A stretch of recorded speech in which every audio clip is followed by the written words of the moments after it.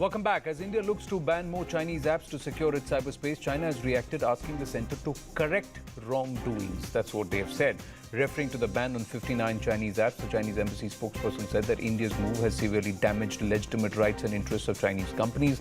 The Chinese embassy further said that Chinese companies have been abiding by local laws and it is the responsibility of the Indian government to protect the rights of international investors. This as the centre considers ban on popular apps like PUBG, Zilli, AliExpress, Resso and YouLike.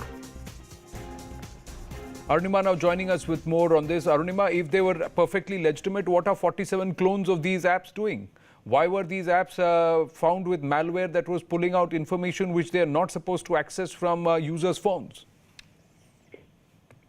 Their spokesperson's reaction is not surprising at all. They reacted in this manner when the first installment of ban happened against 59 Chinese apps. Now that the second phase has also taken place, their reaction is more pandering to their constituency. However, I do not think India will reconsider its position just because China is reacting so sharply. And the reason I say so is twofold. One, the domestic constituency of the BJP government, which is in power, ever since the tension on line of control, actual control began, you saw in social media, in common parlance, this was something that people who are constituency members of BJP were talking about, ban Chinese apps.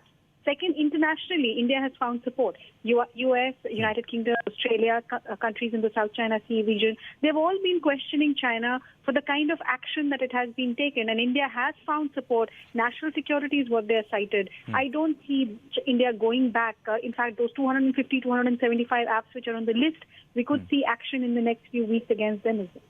Well, is it possible?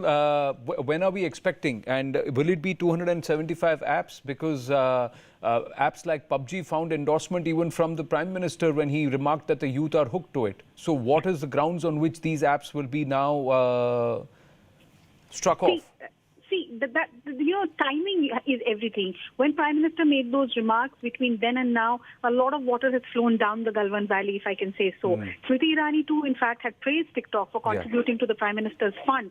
But that was a different context. Since then, a lot has happened on the line of actual control. It is true that the Intelligence Bureau had been flagging off these apps, the problems with them. But India was taking a more accommodative stance towards these Chinese apps because of the kind of relationship that the Prime Minister of India shared with the Chinese Premier. But national security is what the country is citing now. Things are not good on the Indo-China front, and therefore I do not think Indian government will take a chance where any of the data of Indian users can be used by a Chinese agency to harm India's sovereignty and national integrity. Well, the effect is such that platforms like Zoom have actually reduced their footprint almost to a nadir as far as China is concerned, and they're focusing solely on other markets, largely India. Arunima, thanks for your inputs. Moving on.